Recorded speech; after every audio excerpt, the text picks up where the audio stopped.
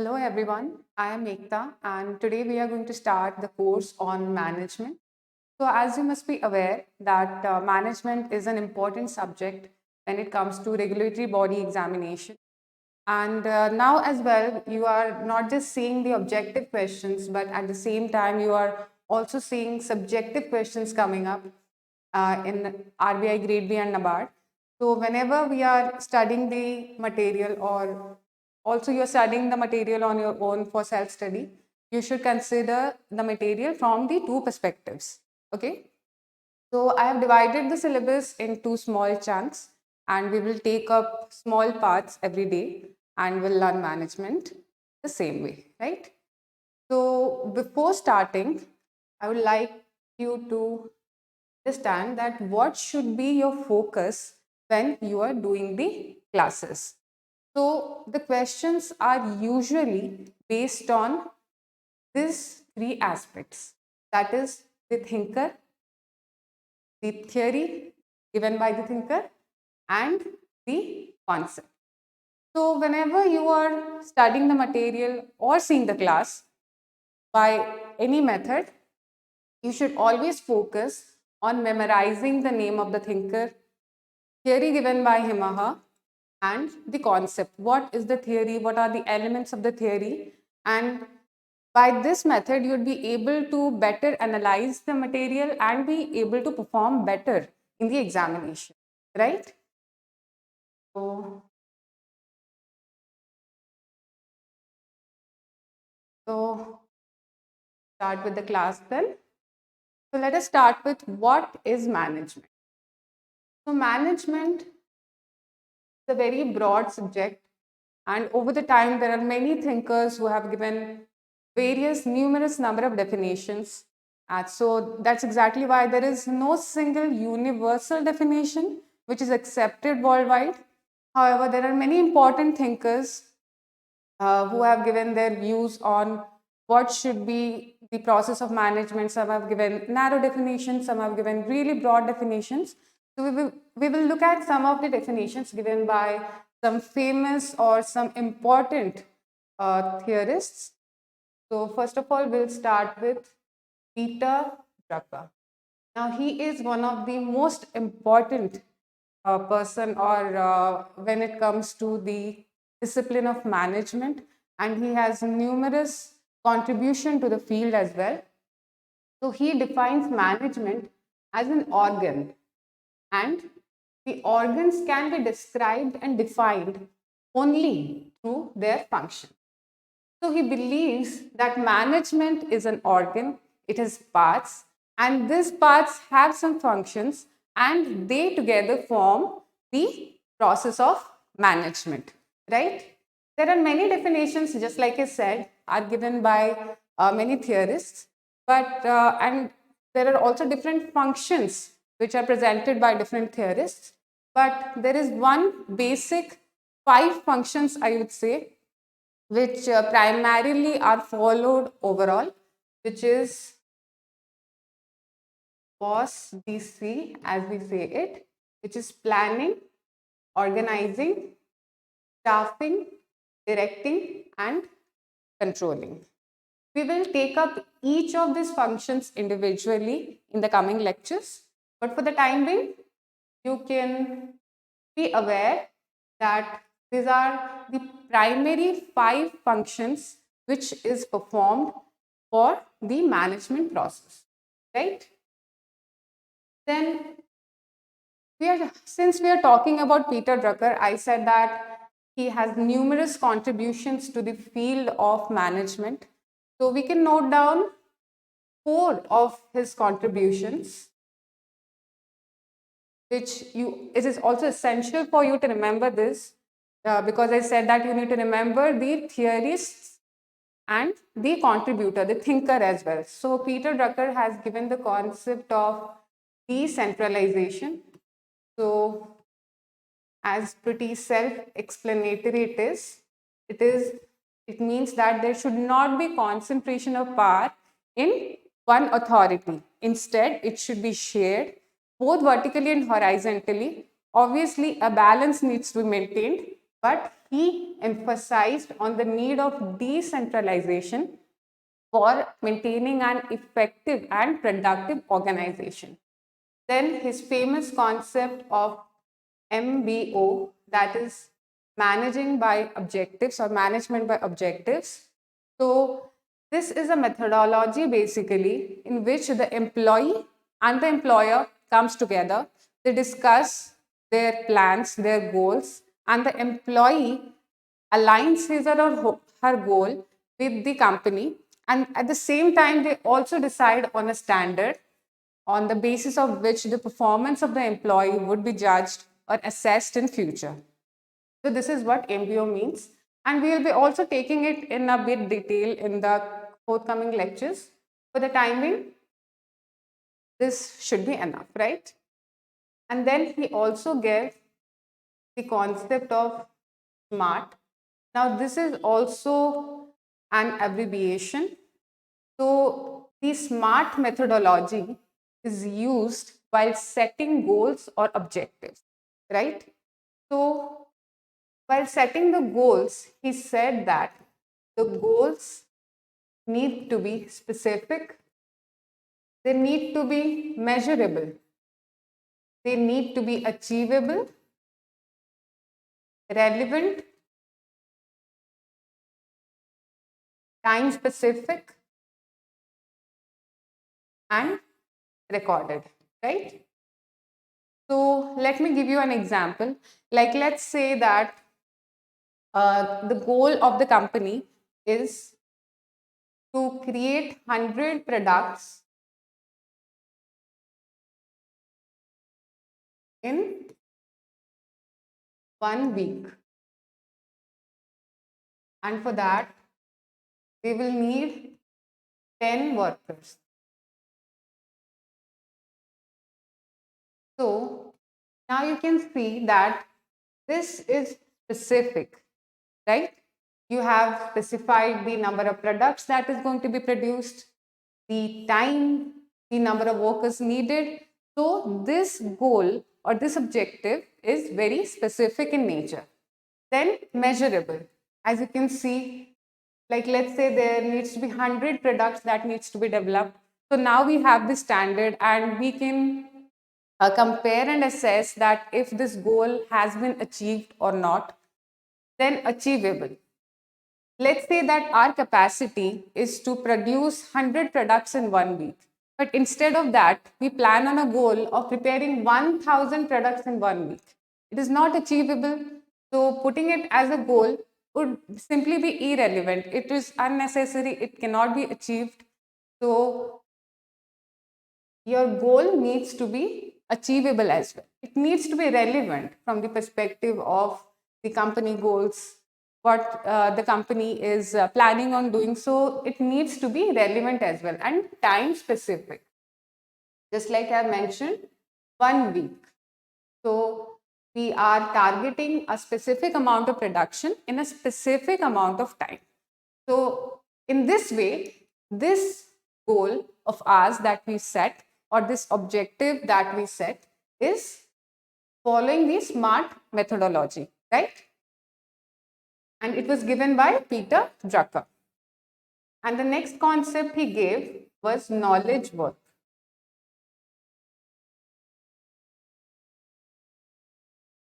So what is knowledge work? Or who is a knowledge worker? So a worker or an employee whose asset is their knowledge. He or she is known as a knowledge worker. For example, we can say academicians, doctors, engineers, lawyers. They have this specific skill, they have this specific knowledge, which is their asset and which is proving them to be a knowledge worker. So these 4 concepts were given by Peter Drucker. And you need to memorize that these 4 concepts were given by him, right? Okay. So next we will get to another definition given by Henry Fayol. Now Henry Fayol is also another important contributor to the field of management studies. So he explained management as to manage is to forecast and organize, compound, coordinate, and to control, right? So these definitions, you need to understand that from the objective questions point of view, you need not memorize these definitions. No one is going to ask you to match the following or say which definition was given by whom. However, it could be very useful for you when it comes to the subjective part, where you could start your answer with a good introduction of management. So that is where it can be helpful for you. And also, since you're learning management, before learning management, you should be aware about what actually management is, right? So that is how Henry Fayol explained management. Then we have Harold Kuntz. So he explained management as art of getting things done within a formally organized group, right? So the art of getting things done within a formally organized group, right? Now Kimball and Gimble, what definition they gave? They gave a very broad definition in the sense they said that management is the process which starts from the initiation of the enterprise to the final product. So everything in between that makes up the management. Can be the financing, establishment of major policies, provision of necessary equipments, then outlining the general form of the organization with respect to which it would operate, selection of principal officers. So everything from very initiation to the very end is known as management, right? So just like I said, you do not memorize all of this, but it can be helpful when it comes to the subjective question point of view. And one thing you have to remember here is the four contributions I explained to you about Peter Drucker, right? Okay. So now management is an elaborate process.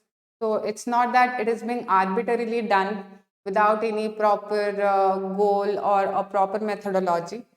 So there are levels of managements which deals with the management of when it comes to the management of an organization.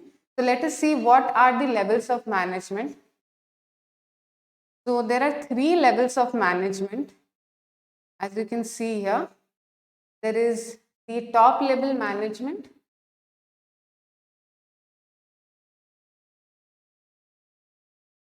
There is the top level management, middle level management, and lower level management, who are also known as the first line managers, right? So there is top, middle, and lower level management. Now let's see what do they do. So basically you have to understand that the top level management, who are the top level managers, or who is the top level management? Let us first understand that. They are usually the board of directors, the CEOs, MDs. So basically they are the highest level of management in an organization, and in fact they many of them are also the owners of the company. So what they do is that they manage the goals and policies for an enterprise, and they devote most of their time on planning and coordinating functions. So basically they prepare about what needs to be done. That is the work of the top management, right? And they are the ultimate source of authority in the company or in an organization, right? They uh, they do make the goals and policies, but they do not execute it. So how it's executed? It's executed by the middle level, who is appointed by the top level management, right? So it is the middle level who is going to execute these policies and goals which are or which have been prepared by the top management, right? Now let's come to the middle level management. So now, what does the middle level management do. So the primary work of middle level management is to cooperate between the top level management and the lower level management. That is the first thing or the primary thing they do. So who are they? They are usually the branch managers or departmental managers, and they are responsible to the top management for functioning of their department, right? And they devote most of their time in organizational and directional functions or in the organization. So what did I say you? What was the work of the top level management? So they are focused on planning and coordinating functions, while the middle level management focuses on organizational and directional functions. So in small level organizations or in smaller organizations, usually one middle level management is sufficient. However, in bigger companies or huge companies for that matter, there are multiple middle level management. There may be two or more as well, right? So just like I said you, the most important work of them is organizational and directional function, right? So what are some of their functions? So they design and implement effective group and intergroup work and information systems. They define and monitor group level performances. They do the diagnosis and resolve any problems within or among the work groups. They design and implement the reward system which supports a cooperative behavior. So basically, as you can see from here, mostly their work is to design, define, monitor, implement, diagnosis, resolve. So basically what they do is the organizational and the directional functions. Okay. So next we will go to the lower level management. Now, what does the lower level management do? So the lower level management, also known as supervisory or operative level of management, they are also known as first level managers. So they are the ones who actually implement or get the work done. They do the direction and controlling function of management. Now, direction or directing function of management is also known as heart of the management process, because whatever process, just like I said you earlier, some of the functions, primary functions of management is planning, organizing, staffing, directing and controlling. So planning, organizing and staffing, whatever we are doing in these first three functions are just the preparations. It is with the directing functions that the work actually gets started, right? And this is done by the lower level management, right? So now who are this lower level management? They are supervisors, foremen, section officers, superintendents, right? And what do they provide? They provide basic supervision, motivation, career planning, performance feedback, supervising the staff. So these are the works of the lower level management. So basically, from this we understood that the top level management decides what needs to be done. They will decide that what needs to be done. The middle level management will decide on how it is going to be done. The first line managers or the lower level management will will get the work done, right? So this is how you can understand the three levels of management. Now let's go to the next topic, which is the roles of a manager. Now, we have a thinker as Henry Mintzberg.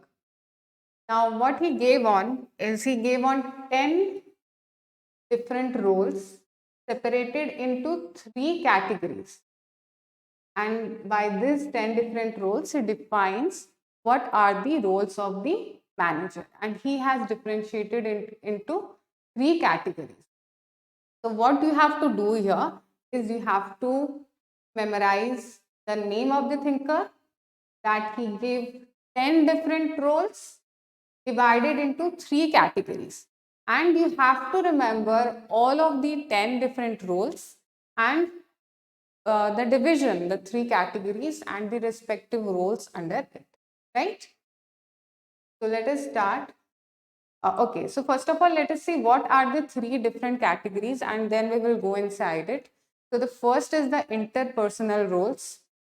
So as the name suggests, you can understand that it involves people and the ceremonial duties, right?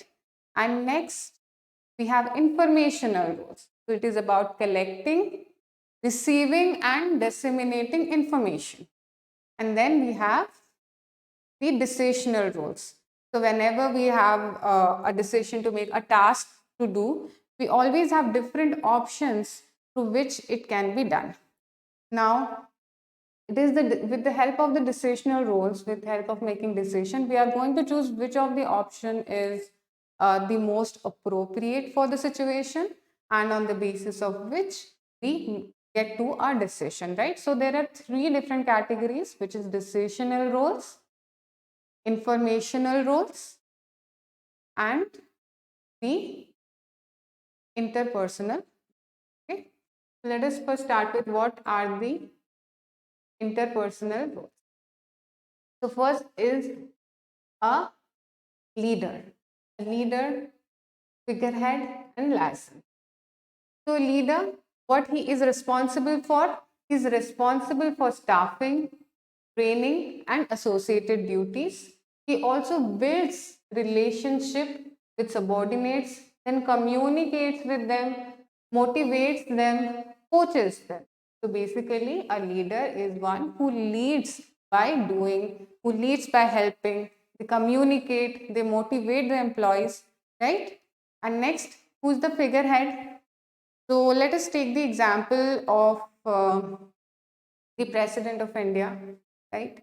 He is the symbolic head of the organization of our state, and he performs all the symbolic duties which are legal or social in nature, if we consider like the President of India. And for the company, you can also understand that as a manager, they have various social, ceremonial, and legal responsibilities. And also, they're expected to be a source of inspiration, right? And then people look up to them, the person with authority. So that is what makes up a figurehead, right? Then comes liaison. Now, what is a liaison? So it maintains communication, right? This is the most important work of a liaison, is to maintain communication between all contacts and informers that compromise the organizational network. So its work is to maintain the communication between all the possible contacts and informers, both within and outside the organization, right? And they usually, these networks of contacts are the one who provide help and information at the time of need, right? That is what makes up a license. Now let us go to the informational roles.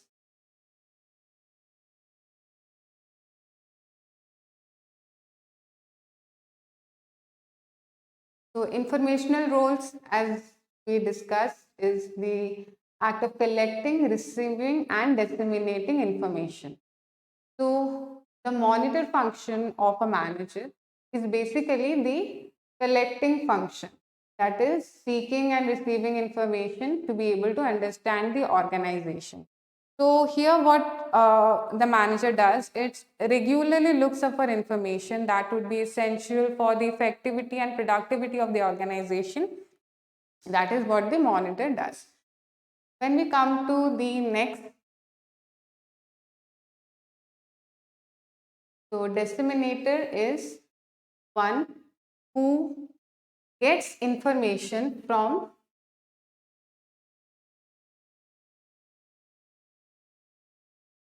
outside to inside. So that is what a disseminator does. So basically, whatever all the information is available from outsiders or needs to be conveyed to the people in the organization, so it is the work of the disseminator to get the information from outside and disseminate it to the insiders, right? And spokesperson is the complete opposite of a disseminator. What he or she does is that he or she transmits information from inside to outside as necessary. Let's say that the organization's plans, policies, and action needs to be conveyed to the outsiders. So that is the work of a spokesperson to do the same, right? Okay. Now let us go to the decisional rules.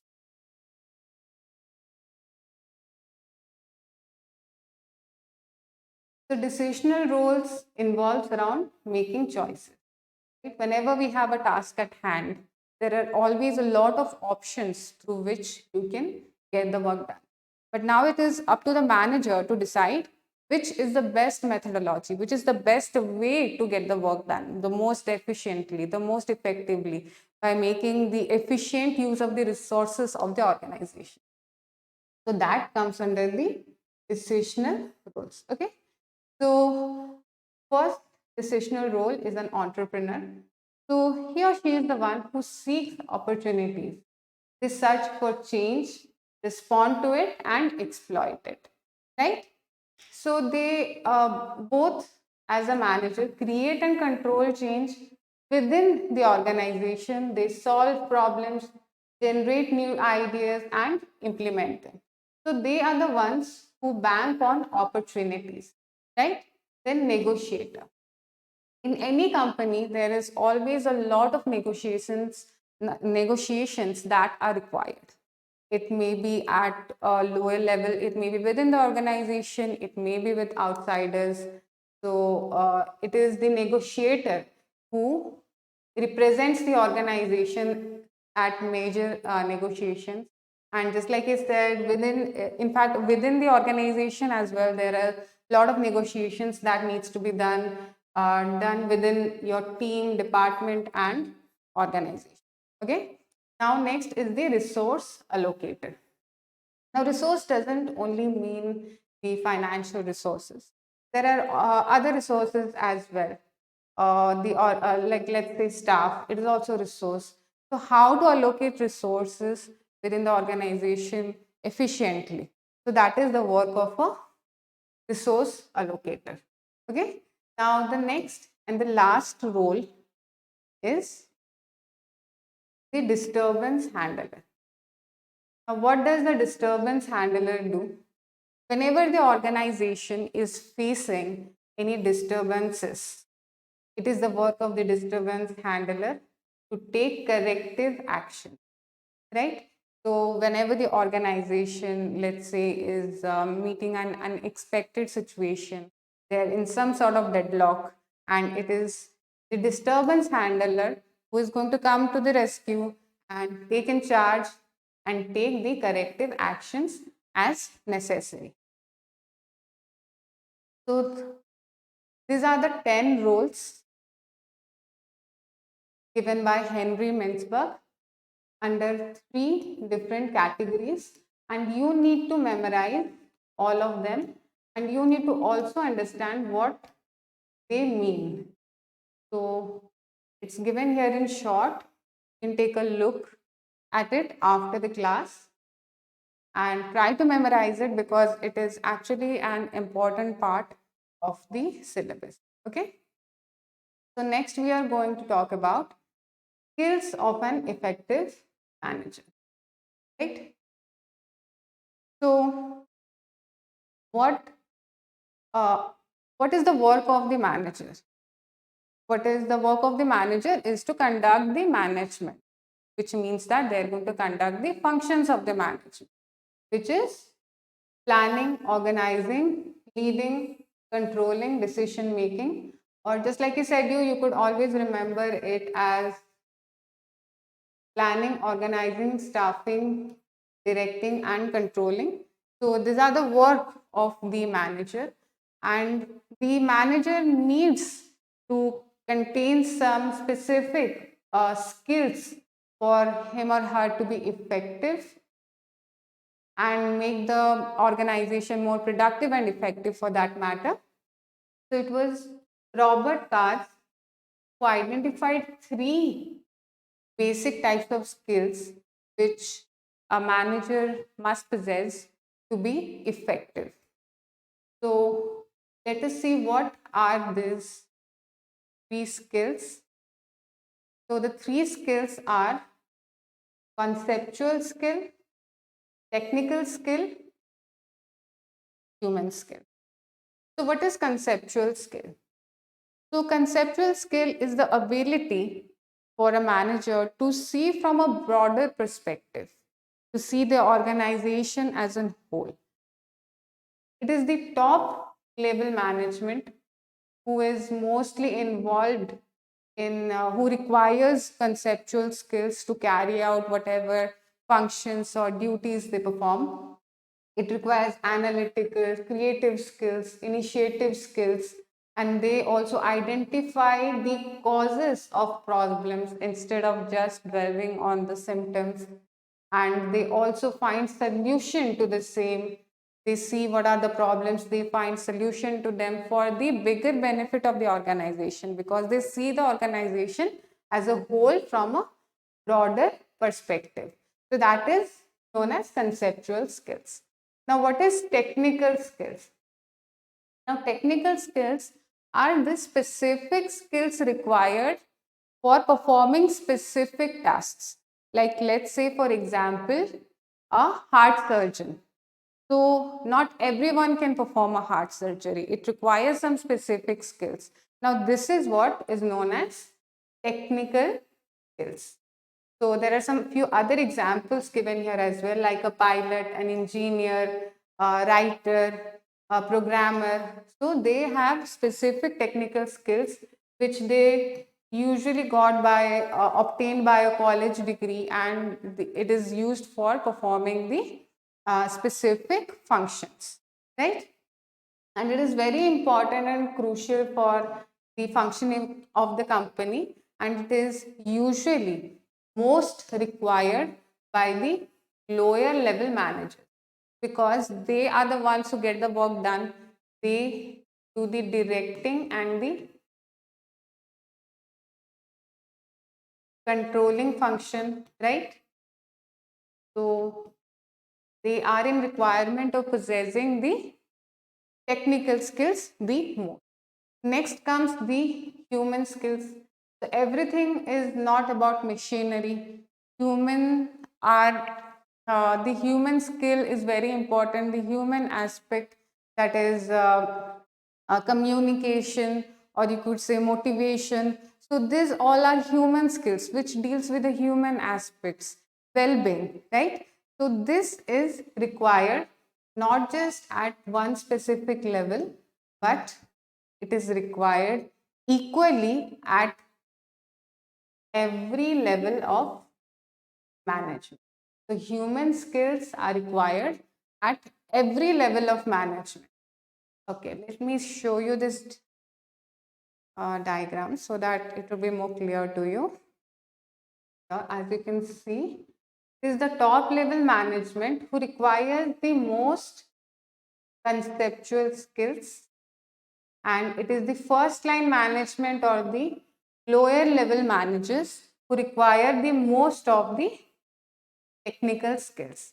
And human skills is equally required by all the levels of management.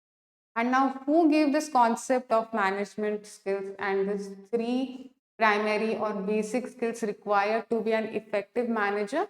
It is Robert L. Katz, right? So these are three basic skills.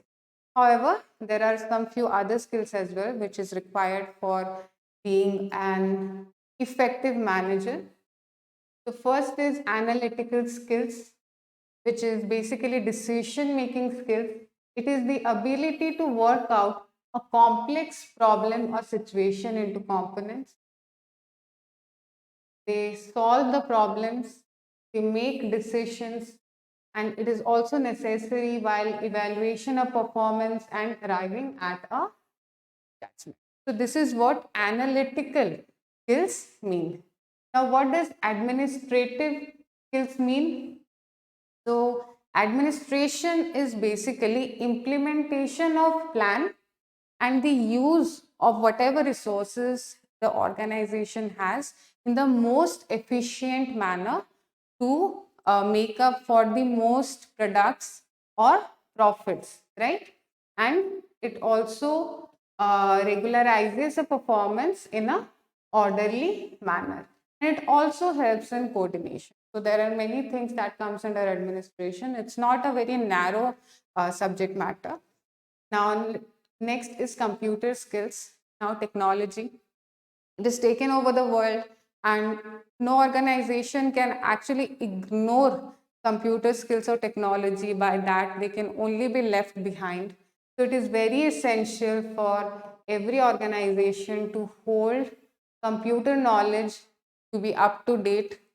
And it's not just that it's not just some fancy attraction for an organization, but it actually helps in more efficiency of the organization in terms of decision making, and it is also it also helps to increase the productivity, just like I explained you earlier, right?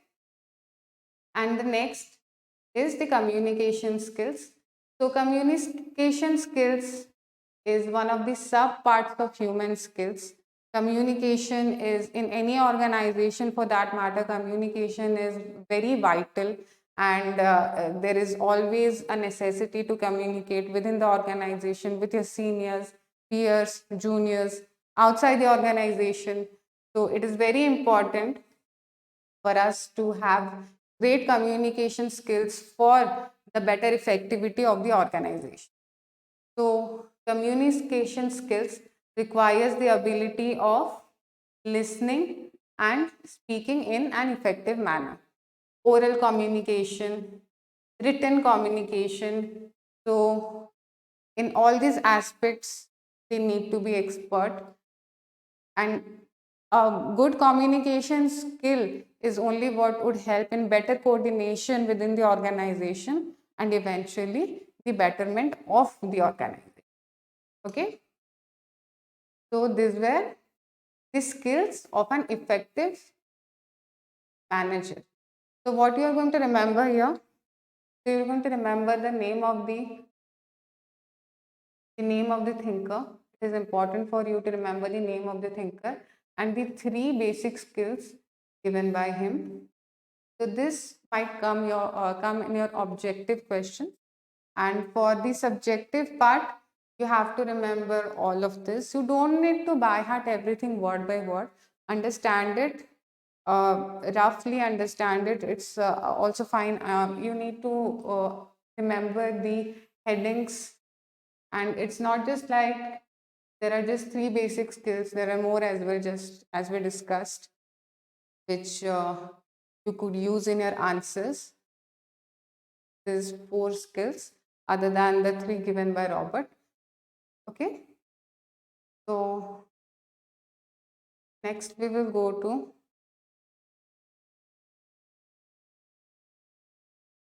what is management and administration. Very similar looking words, but they are so different, right? So let us start with what is administration.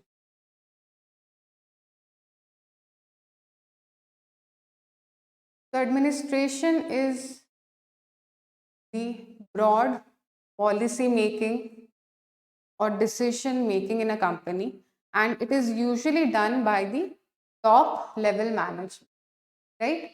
Unlike the management, which is an act of managing people and their work for achieving the common goal of the organization by using the organization's resources. So just like we discussed in the 3 levels of management, top, middle, and lower, it is the top level of management which deals with the administration of the organization.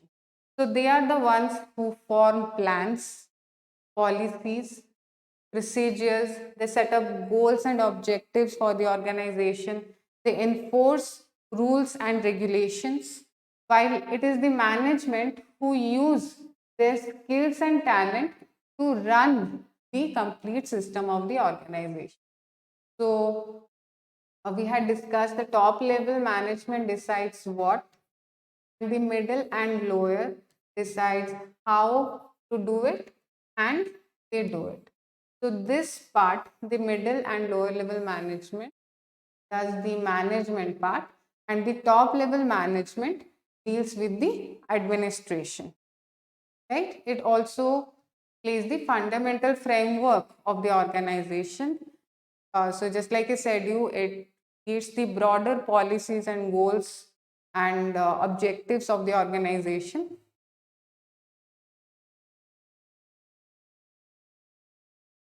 So next we will learn about what is the difference. So you understood the difference between management and administration, but what if it comes as a 10-mark question? So you need more points. So what you need to do is you could use these points. This is what differentiates management from administration. So just like we discussed, management implements the policies and objectives, where administration creates the policies or forms the policies. Management is done by both middle and lower level management, while administration is done by top level management. Administration forms the organization, while management maintains the functions of the organization, it runs the organization. Management comprises of technical and human relationship skills, while administration consists of administrative qualities. And as you can remember, we just learned the 3 basic or important skills of an effective manager, and one of the important roles, one of the important characteristic or skills of an effective manager at the top level was conceptual skill. Okay, so you can also mention it here. And the main functions of management is governing and executive, while the administration is legislative and determinative. Now, administration or the administrative part maintains the forms the policy, does the policy formulation, while management implements it. Right? I believe it is repeated. The management works under administration. So if you can go back, top, middle, and lower level management. We discussed that it is the top level management who recruits the middle level management for the executive function. So I believe you can correlate it. So since the management is done by the middle and lower level, and the administration is done by the top level management, so it is the administration which recruits the management. So it works under administration, while administration has full control over the activities of the organization. Now, management, who it represents the employees of the organization, while administration represents the owners. Right? In top level management, we had discussed that the top level managers are the CEOs, MDs, the owners of the company, right? Well, management is recruited by the top level. So they are the employees of the organization.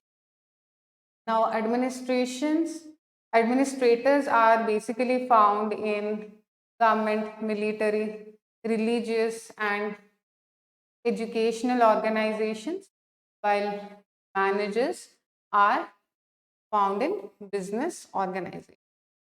So now if you come across a question where you are asked to write the difference between management and administration, I believe you can very easily write the answer.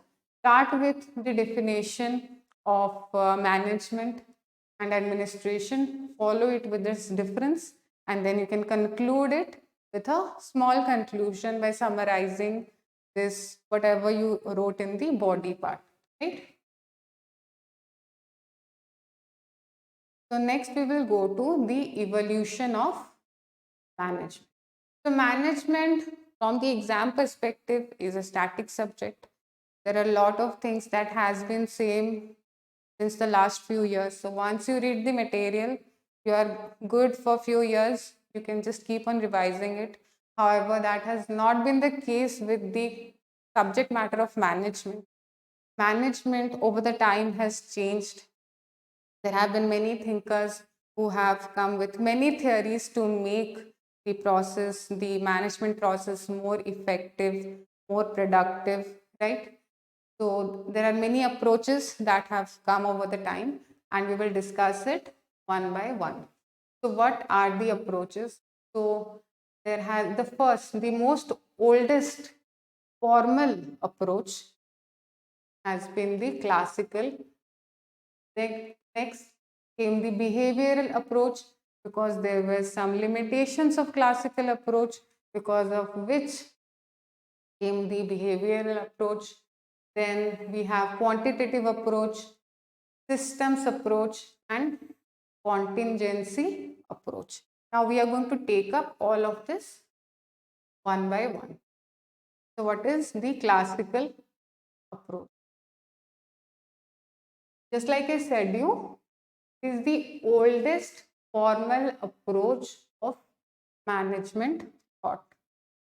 It generally, its focus is to make the work or the production of the organization more efficient. It did not focus on the human aspect.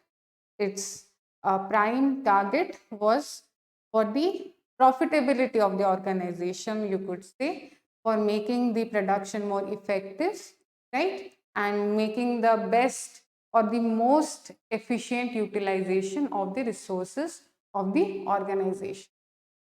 Now, under the classical approach, we have a few other things as well. Like we have the scientific management,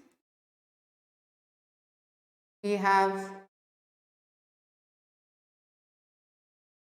the administrative management and bureaucratic management.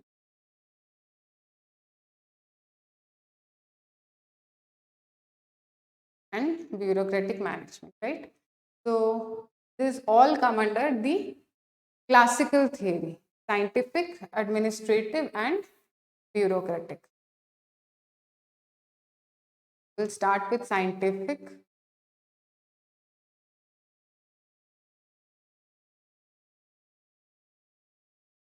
So Frederick Taylor, or he is famously known as Taylor, he is the father of scientific management. Now, before scientific management, what we followed was the rule of thumb. What does it mean? So basically, we use our past experiences to predict the future. Let's say that we have an experience over the last few years. We are seeing that our company has been able to produce 100 products every month by 10 employees. So we believe that in next year or the forthcoming years, the production would be the same. Like if we recruit 10 employees, then the production would be 10 products. However, Taylor believed that this is not the case. There can be different methodologies brought to the picture for the increase in efficiency of the production, right? So it is based on the concept of planning of work to achieve efficiency, standardization, specialization, and simplification. And what is the theory? It is the So it analyzes and synthesizes workflows. Instead of just following the rule of thumb, it tries to understand the present workflow and tries to implement methods with the objective of improving the labor productivity. So we are no more thinking that whatever productivity we had in last 10 years, that is going to be the same in next 10 years. Instead, we analyze the workflows and try to understand what we can incorporate, what methods or changes we can incorporate into the current process so that there is an increase in labor productivity, right? And he also gave 4 principles of his scientific management. First is science and not rule of thumb. Then the scientific selection of workers, as we read here, specialization. So putting in the right person to the right job at the right time. This is the scientific selection. Like now, let's say that we have one person, let's consider a new organization. The same person is making the product, is editing the product, is packaging the product, is selling the product. But and this is not a very efficient process. Instead, if we demarcate that only one person will do this, one person will do marketing, one person will create the product. So we are specializing. We are providing an efficient division of labor, right? So this is what Taylor focused on.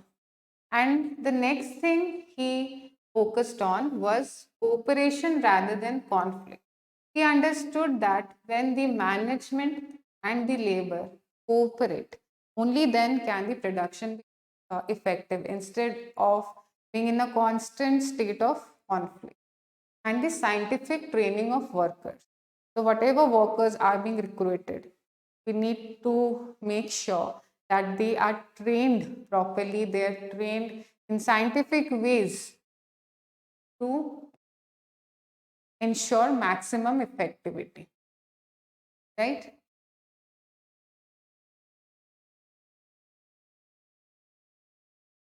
So this is a little bit detail about the Taylor's work of scientific management to achieve higher efficiency. So you could this is not something which might come in your examination. Maybe this 4 you could memorize if you want. So the scientific method consists of observation, measurement, experimentation, and inference. So basically, whatever we see, we are doing an analysis and synthesis of the workflow. Then we measure the efficiency. Then we bring in different methodologies. We experiment that what other method or process could see an increase in productivity or efficiency, and make the necessary for further implementation, right?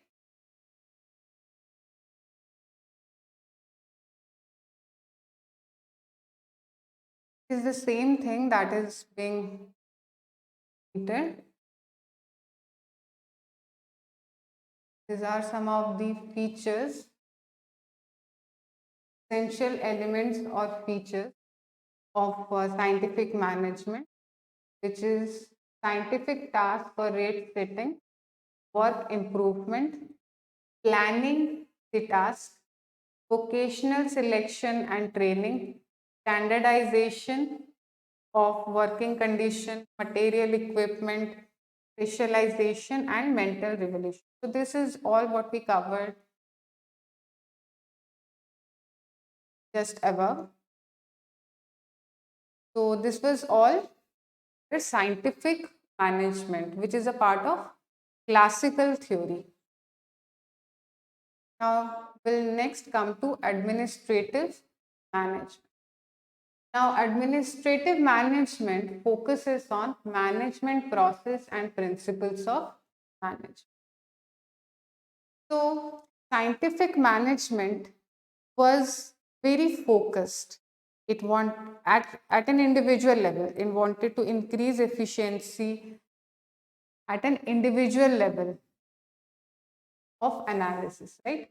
But in administrative management, it is a comparatively broader concept, or as it's written here, a more general theory of management. It is Henry Fayol who is a major contributor to this field of administrative management. So you have to memorize this. Just like I said, whenever you see the name of a thinker, you need to associate with what theory is you're shilling to.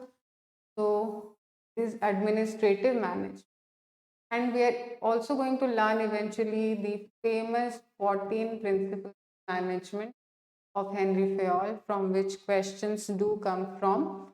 And currently we are going to learn these 6 groups, exactly. These 6 groups that Henry Fayol has systemized or divided the administrative approach into. So they are technical, financial, commercial, accounting, managerial, and security, right?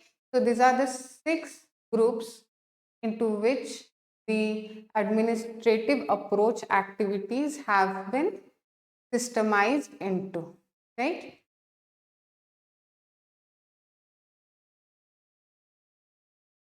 And he also broke down the management functions into 5 steps, which is planning, organizing, commanding, coordinating, and controlling. Just like I said, there are many thinkers who have come with various functions of management, but they are mostly similar in nature, or they are overlapping to a very large extent.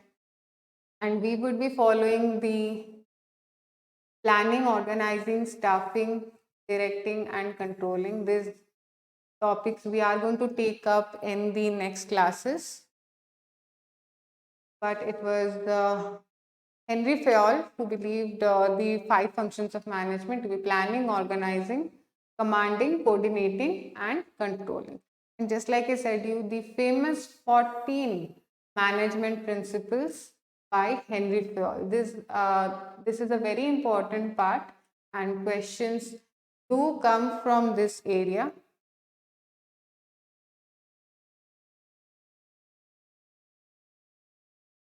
So what are the 14 principles of management? So first is division of or specialization. Just like I discussed, there is one person doing every work. We divide the work and put the person into a specific speciality for an efficient division of labor or division of work.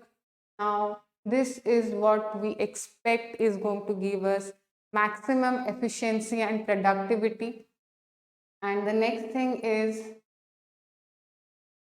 responsibility and authority. So what is authority? Authority is the right to give order. What is the responsibility? It is the obligation to get the work done. Now, we are going to learn in the eventual lectures that the authority can be delegated. So what does delegation of authority mean? So authority is the power to order.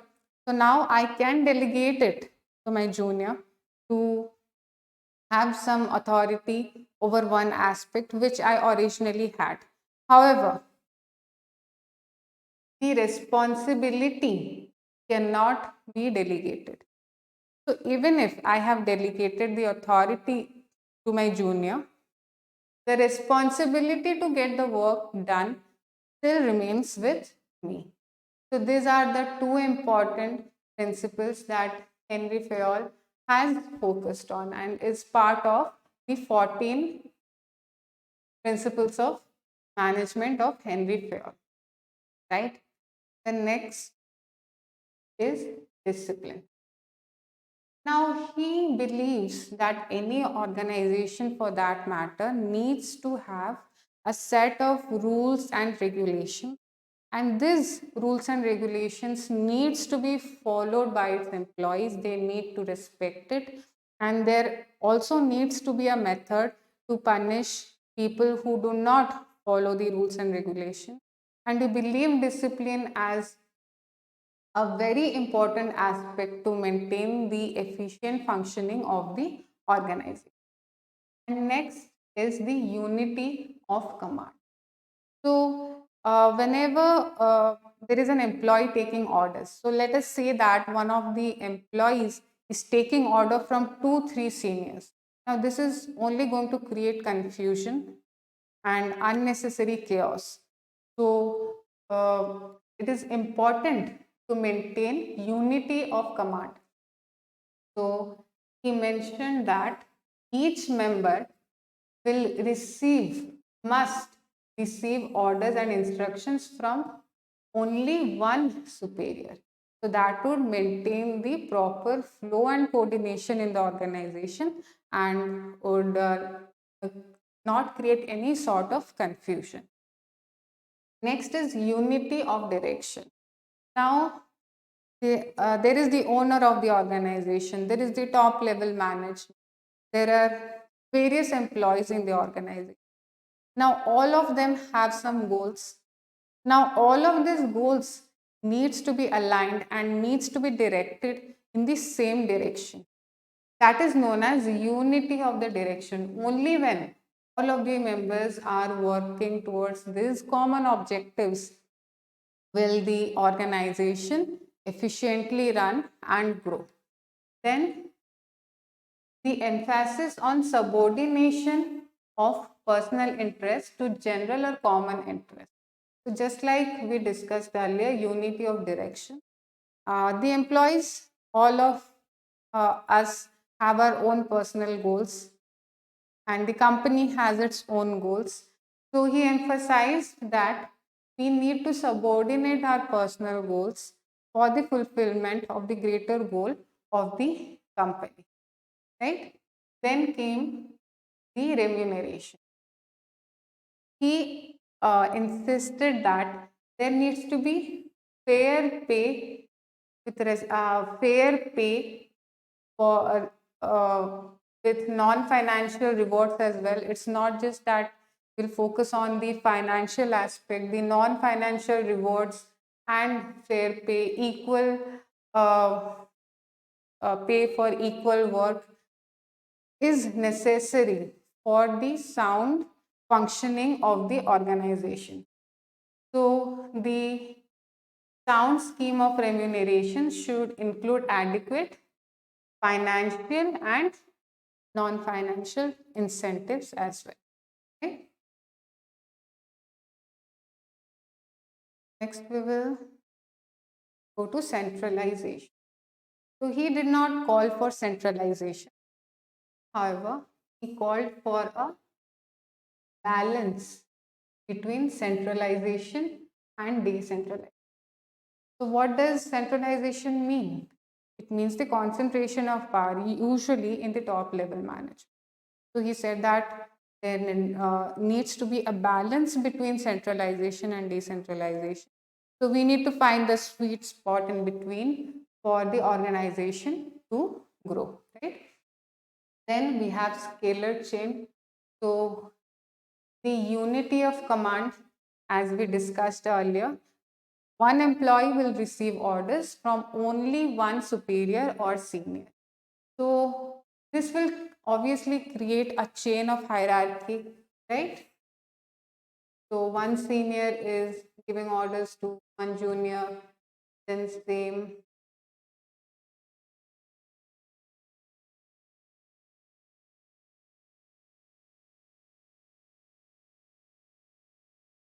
This creates a scalar chain. So, this is known as scalar chain. There is unity of command, because every junior is getting instruction or order from only one senior. While one senior may have more juniors to direct, but one person will get order from only one senior, right? So this is known as scalar chain. He also insisted on the need of order. So he suggested that there needs to be a place for everything. Everything needs to be systematized. There need to be an order for the efficient working of the organization. Next comes equity. So we have always focused on the need of equity in general as a society, in a country or a state. That the same needs to be also maintained in an organization. Whenever people are doing work, they needs to be equally respected, equally appreciated. The pay needs to be fair. There needs to be justice, right? So this is what equity means. Then the stability of tenure. Now currently there, as everyone must be aware, there has been a slew of firing all over the world by tech companies. So they currently do not have a stability of tenure. They don't know if they will be having a job tomorrow. So if they are in a constant state of fear that will they be there in the job or not, how they can be efficient, it's very difficult, right? So he insisted that there needs to be a stability of tenure, right? And you also could understand that in many organizations, especially government organizations, there are consistent transfers, right? So you do not really get a lot of time in one place doing one work. So before you actually learn what you are doing, you're going to get transferred. So you also needs that there needs to be specific time, stability of tenure for you to understand things and contribute similarly. So he emphasized on the need of stability of tenure, and security of income and employment is also important. Just like I said, the firing cases going in the tech companies. Then a spirit of cooperation. So this is something that has been significantly emphasized by many thinkers, that instead of a constant state of conflict, there needs to be cooperation. There needs to be cooperation among the employees, among between the employers and the employees, the management and the employees, for the sound or for a sound organization, for the sound functioning of an organization. So there needs to be a sense of pride, loyalty, sense of belonging, which are responsible for good performance. And once the whole organization works together with cooperation, everyone is happy and they're contributing, they're giving good performance, is obviously going to lead to the effective organizational functioning, right? And the last is initiative. So any organization cannot remain static. There are always changes that is happening all around us, and we need to be up to date with all of it. We need to tackle new problems. We need to take advantage of new opportunities which are always knocking our doors somewhere. So this is where the initiative perspective comes from, where the creative thinking and capacity to take initiative gives us a sound managerial planning and execution of predetermined plans, right?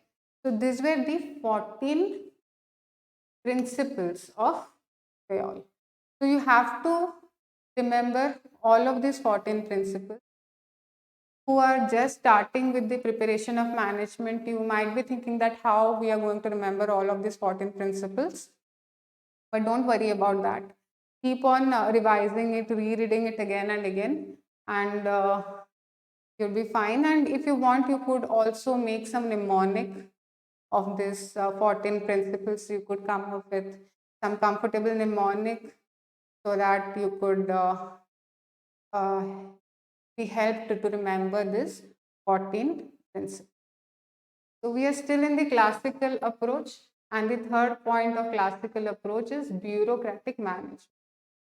So whenever you hear the word bureaucracy or bureaucratic management, the first thinker that must come to your mind is Max. He is the pioneer of bureaucratic management or bureaucracy. He gave the ideal form of bureaucracy. So what his ideal form means? Ideal form means that the form need not be perfect, but it is the most socially accepted and followed way or followed form, right? So ideal form doesn't mean that it needs to be perfect. So he gave the ideal form of bureaucracy. Since you all are giving government examinations, regulatory bodies examinations, I believe that you must be pretty acquainted with the word of bureaucracy. So what it means, it means a rigid form of hierarchy. There are a strict division of labor, strict hierarchy, formalized rules, impersonality, selection and promotion on basis of ability. So these all make a bureaucratic management. And he also emphasized on one important point, that the manager's authority, right? The manager's authority does not come from his charisma or tradition. Rather, it comes from the position he or she holds. Right? It's the management authority is derived from the position he or she holds instead of tradition or charisma. Okay, so these were the three subparts or three theories we learned under the classical approach. Next comes the behavioral approach. So why the behavioral approach first of all came into being? So the classical approach overly focused on the work aspect, and they willingly or unwillingly ignored the human aspect completely. They believe that the work can be scientifically done to increase the efficiency, and they did not focus on the human aspects, which actually has a very strong impact on the efficiency of the organization. So it was Elton Mayo who is the founding father of human resource management. Now, human resource management is a subpart of human resource development. So, we would be taking human resource management in more detail in the human resource development unit. For the time being, you need to remember that it was Elton Mayo, who is known as the founder of human resource management and is best known for his Orphan studies. He came the concept of Orphan effect. So basically, he did carry out a study at the General Electric's Hawthorne plant during the 19th. So what he came to know, he came to realize that the workers' productivity changes or improvements by mere observation of them. So by merely observing or being studied, an improvement in the worker productivity or quality was seen. So he was the first person, one of the first persons to understand that the human well-being is equally important for the productivity of the organization. So the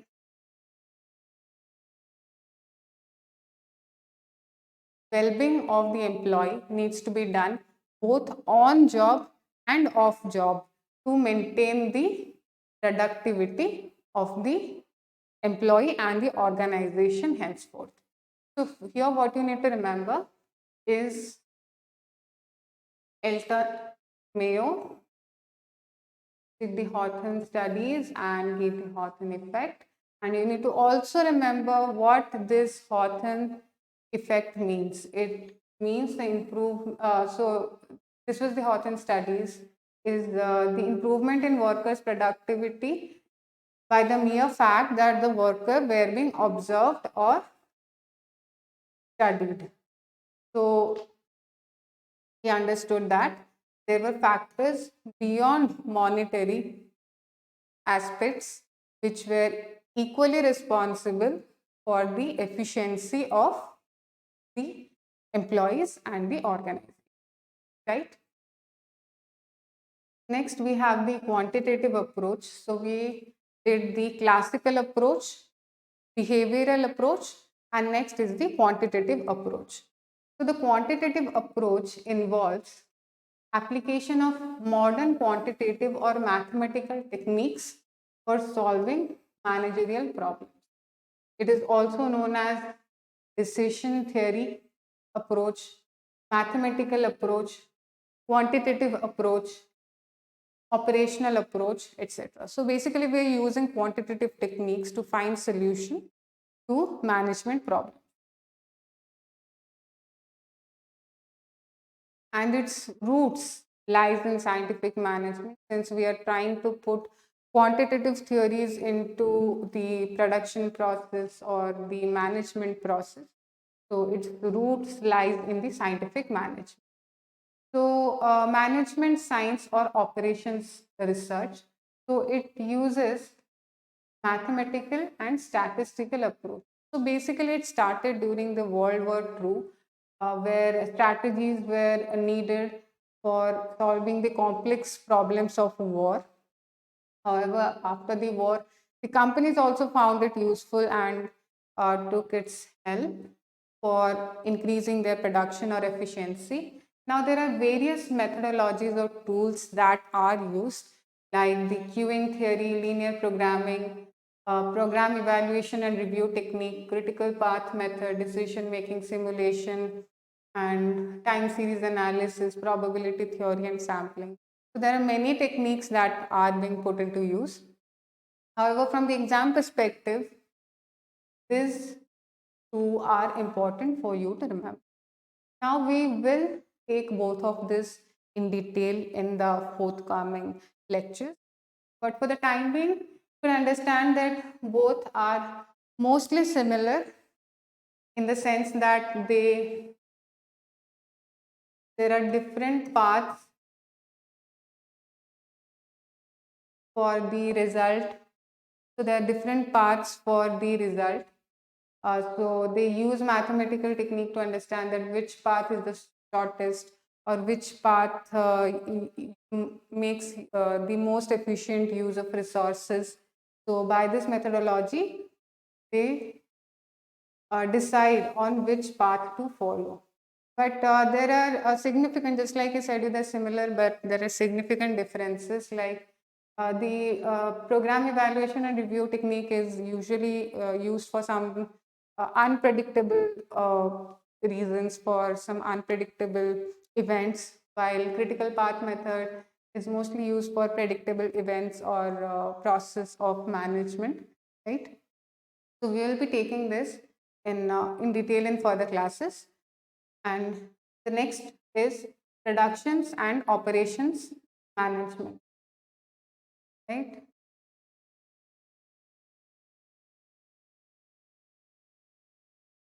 So now it was Edward Deming who had a great influence, who contributed significantly in shaping the modern idea about improving productivity and quality. So production and operations management basically involves in making the production system more efficient, right? So the transformation of resources into finished goods and services. So this, just like it says, the productions and operations management, right?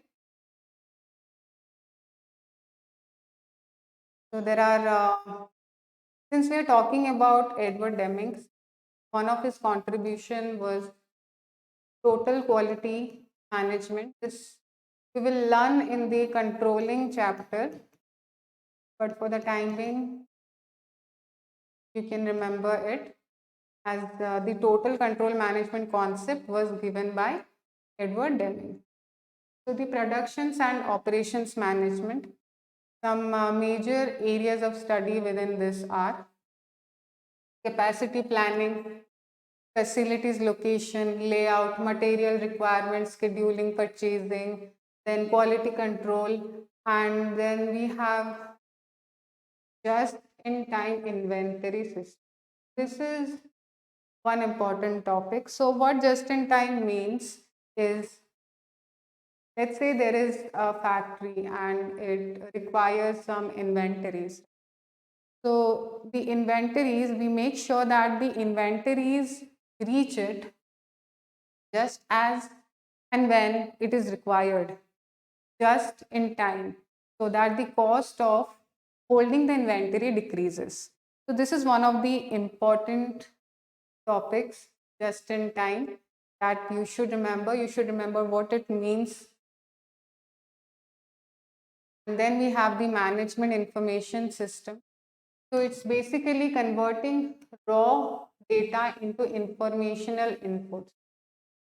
So we're converting raw data into information, the information which can be further used by the organization for many decision-making purposes. So that is what management information system means. Now we have a support system like the human resource information systems, which is a very important example and is used to take many important decisions. Right? Now we'll go to the systems approach. So what is the systems approach? The systems approach is a very simple approach. So it sees the organization as system, and the system is a set of interrelated parts that operates as a whole with the pursuit of common goals. So basically there is an input, there is transformation, this is the input, transformation, output, and feedback. Right? This makes the systems approach. Now, what are the inputs? The inputs are resources like the human, material, equipment, finance, information. Now, how the transformation is done is using by managerial and technological abilities like planning, organizing, leading, controlling, and technologies, which is our process. Just like I'm repeating this again and again: planning, organizing, staffing, directing, and controlling. And the output is the products and services, profits and losses, employee growth, and satisfaction.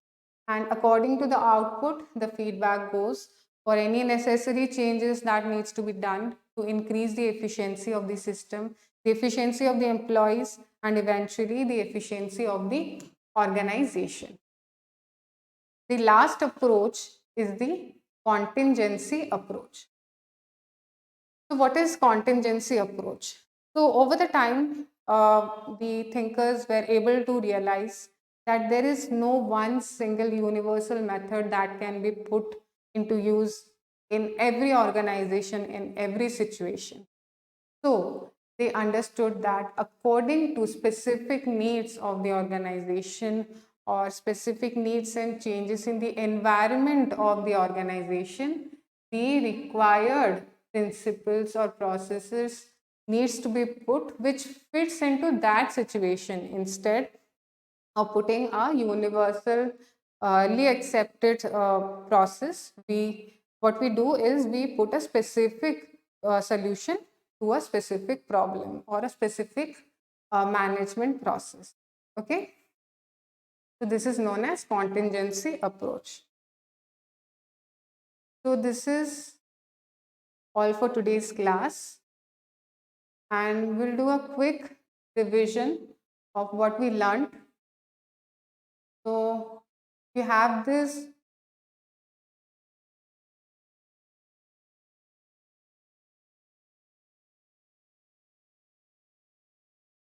So this is one theory that was not mentioned in the whole document, is theory Z, which is a contemporary theory of management given by Auchi, and it is also known as the Japanese management style.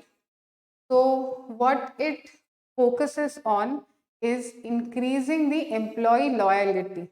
So how to increase the employee loyalty? When the company, the organization focuses on the well-being of the employees both on job and off job. Only then can they increase their satisfaction, create high morale, increase their productivity. So ensure stable employment. It is only when they provide them with the requisite necessity for their well-being, they can expect the employees to be loyal to them. Okay. So you can see here, you can use this file for revision, whatever we learned, like Elton Mayo, the definitions, the theories given by Peter Drucker, the levels of management, the 10 roles of manager given by Henry Mintzberg, then the 3 basic skills required to be an effective manager. Then we learned the management versus administration part.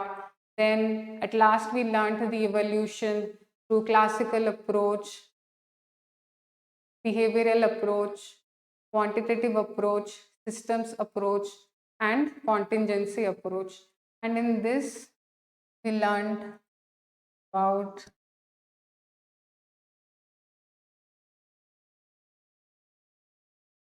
learned about Taylor, who is the father of scientific management, the 14 principles of management of Fayol. Max Weber, just like I said, whenever you hear the word bureaucracy, the first thing that must come to your mind is Max Weber. Then we learned about Elton Mayo's Hawthorne experiments. Then we learned 2 important management processes in quantitative approach, that is PERT and CPM.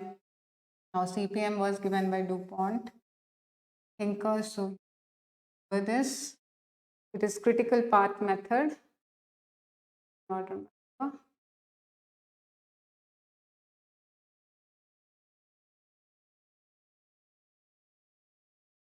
And then we learned that Edward Deming gave the concept of total quality management.